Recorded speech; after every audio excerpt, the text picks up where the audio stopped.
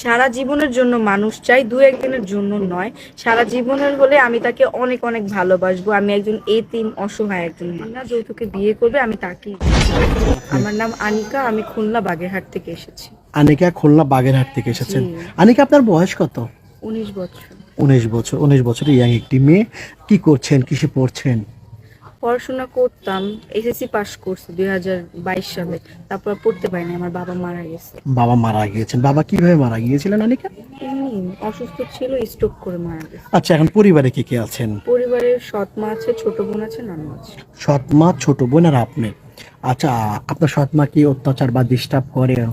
জি, আমার বাবা হচ্ছিল বিয়ে করছিল আমার জন্য, যাতে আমাকে সে মায়ের ভালোবাসা দিতে পারে। কারণ ছোটবেলায় আমার যখন 3 বছর, তখন আমার মা মারা যায়।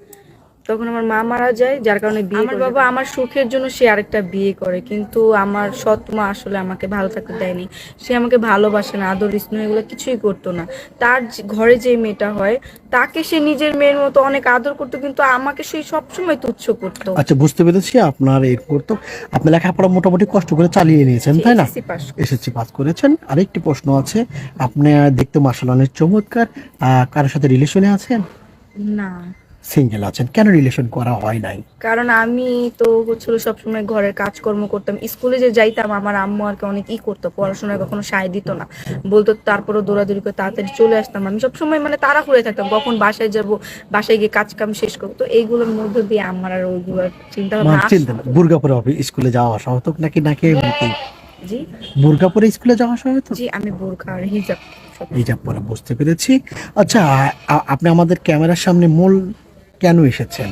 ক্যামেরার সামনে আসার একটাই কারণ, এখন যেহেতু আমার বাবা নাই, আমার আপন বলতে কেউ নাই, আর আমার সৎ মা আমার ভবিষ্যতের জন্য কিছুই করবে না। তো আমার নিজেরটা আমার নিজেই বুঝতে হবে। তো আমি আপনাদের ব্যাপারে অনেক শুনেছি যে আপনাদের মাধ্যমে আপনারা ভবিষ্যতের ব্যবস্থা করে দেন, বিয়ে করায় দেন, তো এই আর কি। মূলত এই জন্য এসেছেন। জি। আচ্ছা, কেমন না পার্টনার চাচ্ছেন? আপনার পার্টনারটা কেমন হবে?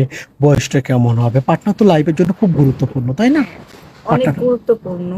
আসলে পার্টনার যেমনই হোক, বয়স যেমনই হোক, চেহারা এগুলো কোনো কিছু আমার কাছে ম্যাটার করে না।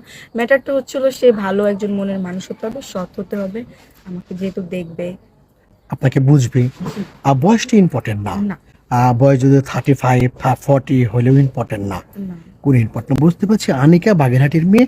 অনেকে আপনার সাথে যোগাযোগ করতে চাইবেন, কিভাবে যোগাযোগ করবেন? আপনাদের সাথে যোগাযোগ করলে আমাকে পাবে। আমাদের সাথে? কেন আমাদের সাথে আপনার সাথে যোগাযোগ করতে পারবে না? কারণ আমি তো এখন আপনাদের এখানেই আছি, আচ্ছা, কেন আমাদের না? প্রিয় দর্শক, ওনার নাম আনিকা, খুলনা বাগেরহাট থেকে এসেছেন। ওনার সাথে যদি যোগাযোগ করতে চান, কথা বলতে চান, আপনার চোখের সামনে একটি নাম্বার দেখা যাচ্ছে। এই নাম্বার ইমো আছে, হোয়াটসঅ্যাপ আছে। ইমোতে বা হোয়াটসঅ্যাপে একটি আনিকা আপুর একটি স্ক্রিনশট মেরে পাঠিয়ে দিবেন, আমরা যোগাযোগ করিয়ে দেবো। কোনো ভাই সরাসরি ফোন কল করবেন না, বিশেষভাবে অনুরোধ রইল। আনিকা আপু, জি, নামাজ কালাম পড়া হয়? জি, বলুন। সত্য? সত্যি। আচ্ছা, কোনো ভাইয়ের সাথে বেমানি প্রতারণা করার ইচ্ছে আছে? না, না, না, এগুলো কত ইচ্ছা নাই। কারণ এখন দেখেন, আমি তার সাথে কথাবার্তা বললাম, আমার ভরণ পোষণের দায়িত্ব সে নিল, পরে দিয়ে টাকা পয়সা নিয়ে তার সাথে কথাবার্তা না বলার আমি কি করব বলেন? আমার তো একজন মানুষ দরকার যে আমার দায়িত্ব নেবে, আমাকে দেখবে। সারা জীবনের একটা ব্যবস্থা আর কি দরকার, যেটা হচ্ছে কথা। আচ্ছা, ভালো থাকবেন আনিকা আপু। আসসালামু আলাইকুম।